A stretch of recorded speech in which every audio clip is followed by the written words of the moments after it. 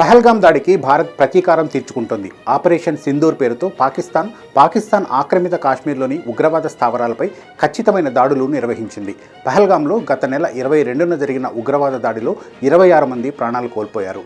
ఈ దాడిని పాకిస్తాన్ ఆధారిత ఉగ్రవాద గ్రూపులు లష్కరే తోయిబా, జైషే మొహమ్మద్ నిర్వహించినట్లు భారత ఇంటెలిజెన్స్ ఏజెన్సీలు గుర్తించాయి. ఈ దాడి తర్వాత ప్రధాని నరేంద్ర మోదీ ఉగ్రవాదులకు, వారి మద్దతుదారులకు ఊహించని శిక్ష విధిస్తామని ప్రకటించారు. ఇప్పుడు ఆ పని చేస్తున్నారు. భారత సైన్యం పాకిస్తాన్లోని 4 స్థావరాలు, పాకిస్తాన్ ఆక్రమిత జమ్మూ కాశ్మీర్లోని 5 స్థావరాలు సహా మొత్తం 9 ఉగ్రవాద స్థావరాలను లక్ష్యంగా చేసుకుని దాడులు చేసింది. ఇందులో లష్కరే తోయిబా, మురిద్కే హెడ్ క్వార్టర్స్, జైషే మొహమ్మద్, బహవల్పూర్ స్థావరాలు ఉన్నాయి. ఖచ్చితమైన దాడుల కోసం scalp cruise missiles, hammer smart బాంబులు, లోటరింగ్ మ్యూనిషన్స్ ఉపయోగించినట్లు సమాచారం. ఈ తెల్లవారుజామున 1:05 ఈ దాడులు జరిగాయి.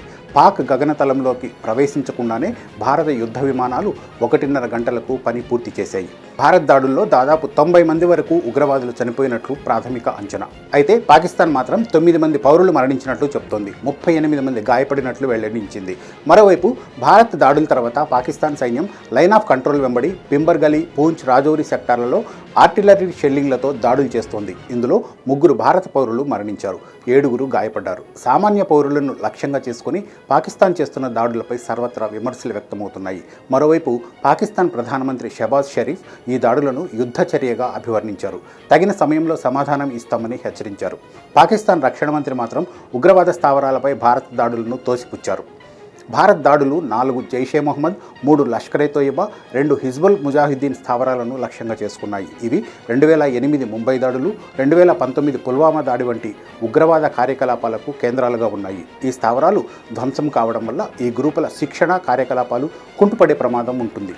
ముఖ్యంగా మురిద్కేలోని లష్కరే తోయిబా స్థావరం, బహవల్పూర్లోని జైషే మొహమ్మద్ కేంద్రం తీవ్రంగా దెబ్బతిన్నాయి. ఈ దాడులు ఉగ్రవాద గ్రూపుల ఆర్థిక వనరులు, శిక్షణ సౌకర్యాలు, నాయకత్వంపై తీవ్ర ప్రభావం చూపించవచ్చు.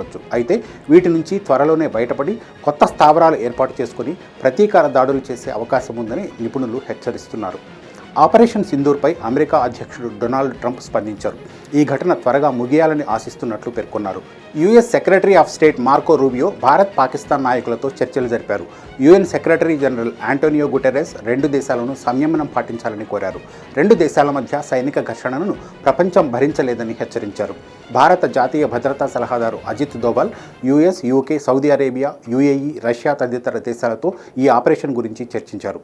మరి పాకిస్తాన్ ఈ దాడులపై ఎలా స్పందిస్తుందనేది ఆసక్తి రేపుతుంది. కేవలం ఉగ్రవాద స్థావరాలను మాత్రమే టార్గెట్గా చేసుకుని భారత్ ఈ దాడులు చేపట్టింది. వీటికి ప్రతీకారంగా పాకిస్తాన్ దాడులు చేస్తే మాత్రం గట్టిగా బుద్ధి చెప్పేందుకు భారత్ సిద్ధంగా ఉంది.